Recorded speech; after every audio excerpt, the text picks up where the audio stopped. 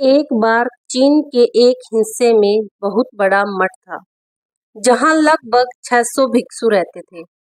वे सभी अपने गुरु के मार्गदर्शन में खुद को जानने का अभ्यास कर रहे थे। एक दिन एक लड़का उस मठ में शिष्य बनने के लिए आया। उसने गुरु से कहा, सर जी, मैं खुद को जानना चाहता हूँ। मैं सच की तलाश कर रहा हूँ। मैं पता लगाना चाहता हूँ कि सच क्या है। सर ने उसके ओर देखा और कहा कि अगर तुम सच जानना चाहते हो तो तुम्हें अपना पूरा जीवन दांव पर लगाना होगा। सच को जानने में तुम्हारा पूरा जीवन लग सकता है, पर फिर भी इस बात की कोई गारंटी नहीं है कि इस जीवन काल में तुम्हें सच का पता लगेगा या नहीं। क्या तुम इसके लिए तैयार हो? शिष्य ने कहा, सर, मैं यहाँ पीछे मुड़ के देखने के लिए नहीं आया। मैं इसके लिए तैयार हूँ। गुरु ने कहा, अगर ऐसा है तो एक काम करो। इस मठ में 600 भिक्षु है। तुम उनके लिए चावल कूटने का काम करो। बस सुबह से शाम तक चावल को कूटते रहो। जब तक थक जाओ और सोने चले जाओ, फिर अगले सुबह उठकर चावल कूटना शुरू कर दो। इसके अलावा कुछ और मत करना। किसी और चीज के बारे में मत सोचना। बस इस रास्ते पर चलते रहना और दोबारा मेरे पास मत आना।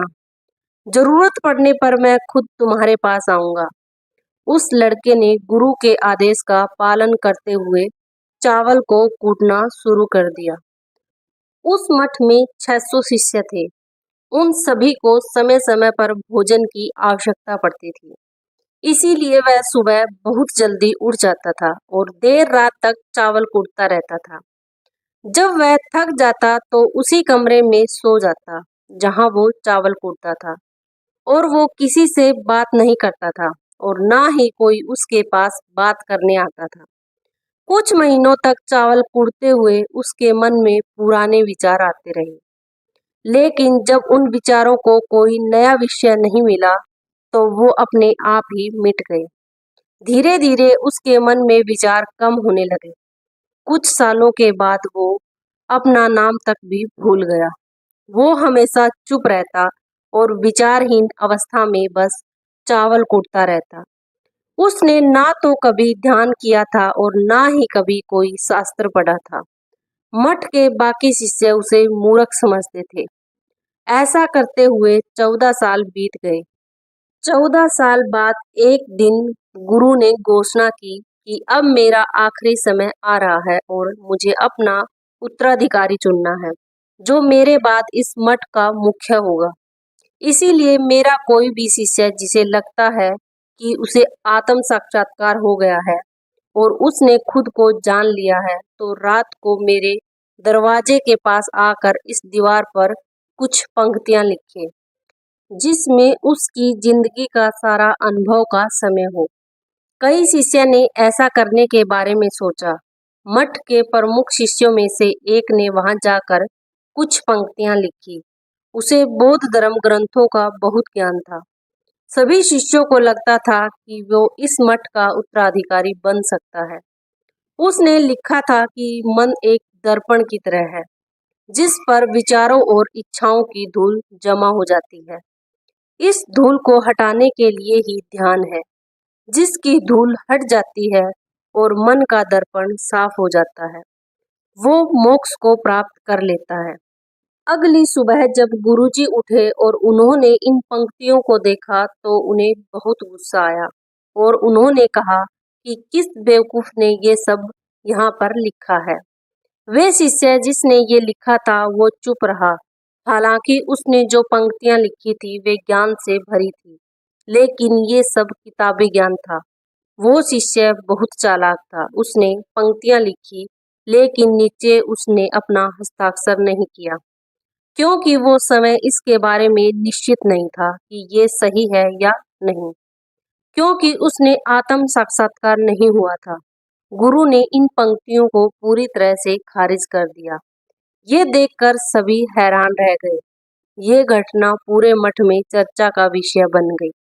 इस विषय पर बात करते हुए दो शिष्य उस शिष्य के पास से गुजर रहे थे जो 14 साल पहले यहाँ आया था और दिन रात बस चावल कूटता रहता था। दोनों की चर्चा सुनकर वो धीरे से हंस पड़ा। दोनों शिष्य ने उनसे पूछा कि तुम क्यों हंस रहे हो? उन दोनों की नजर में वो चावल कूटने वाला बहुत ही तुच्छ भिक्षु था। किसी ने भी उसे ना तो कभी ध्यान करते देखा और ना ही कभी कोई शास्त्र पढ़ते हुए। हर कोई इसे मूर्ख समझता था कि बस चावल कूटना ही जानता है। उस मठ में बहुत ही बड़े बड़े विद्वान थे, लेकिन उस चावल कूटने वाले को किसी से कोई मतलब नहीं था। इसीलिए वो दोनों शिष्य उसे मुस्कुराता हुआ देखकर चकित रह गए। उन्होंने फिर उससे पूछा कि तुम क्यों हंसे? उसने जवाब दिया, मैं इसीलिए हंसा क्योंकि मेरे गुरुजी सही बोल रहे हैं। ये सभी पंक्तियां कचड़ा ही है। इन पंक्तियों का कोई मूल्य नहीं है। वो दोनों शिष्य चौंक गए। उन्होंने उससे पूछा कि क्या तुम कुछ ऐसी पंक्तियां लिख सकते हो जो इससे बेहतर हो? चावल कूटने वाले ने जवाब दिया, नहीं, क्योंकि मैं अनपढ़ हूँ। लेकिन हाँ, मैं कुछ पंक्तियां कह सकता हूँ। पर अगर तुम उन पंक्तियों को लिख सकते हो तो मैं तुम्हारे साथ जाने के लिए तैयार हूँ। उन दोनों शिष्य ने कहा, ठीक है। वो गुरु के कमरे के पास गए और चावल कूटने वाले ने कुछ पंक्तियां बोली और दूसरे शिष्य ने उसे दीवार पर लिख दिया और उन पंक्तियों के नीचे लिख दिया चावल कूटने वाला। उन्हें लगा कि गुरुजी इस पर भी गुस्सा करेंगे। जो पंक्तियां उसने लिखने के लिए कहा था वो बहुत अद्भुत थी। वो पंक्तियां थी, मन तो बस एक भ्रम है, ना तो मन है और ना ही मन का कोई दर्पण है, और जब मन ही नहीं है तो धूल कहाँ उठेगी। जो ये जानता है वो सच को जान गया है। जब गुरु ने इन पंक्तियों को देखा तो वो आधी रात को उठे और उस चावल कूटने वाले के पास गए। वह सो रहा था। गुरु ने उसे जगाया और कहा कि ये लो मेरी छड़ी और मेरे वस्त्र ले लो। आज से तुम मेरे उत्तराधिकारी हो। लेकिन अभी इस मठ को छोड़कर दूर चले जाओ, क्योंकि इस मठ में बहुत सारे विद्वान हैं जो खुद को तुमसे श्रेष्ठ मानते हैं। वो तुम्हें मार देंगे, क्योंकि वो इस बात को बर्दाश्त नहीं कर सकते कि एक साधारण से चावल कूटने वाला उनसे ज्यादा विद्वान निकला। तुम्हें वह सारा ज्ञान हो गया है जो मुझे है, और तुम्हें यह केवल चावल कूटते कूटते हुआ है। और मुझे पता है कि तुम जहां भी जाओगे लोग तुम्हारे पास आने लगेंगे, क्योंकि जब कोई फूल खिलता है तो उसकी महक हर तरफ फैलने लगती है। उसने उस गुरु के पैर छुए और रात को ही वहां से चला गया। अगर हम अपनी जिंदगी में देखें तो पाएंगे कि बहुत से लोग सोचते हैं कि ध्यान केवल एक जगह बैठकर आंखें बंद कर कर ही किया जा सकता है, लेकिन हकीकत में ऐसा नहीं है। ध्यान तो चलते चलते भी किया जा सकता है, कि अपना कुछ काम करते हुए भी ध्यान किया जा सकता है। असल में ध्यान का मतलब यह है कि आप जो भी काम कर रहे हैं उसे इतनी शिद्दत से करें कि आपको अपने शरीर का ख्याल भी ना रहे।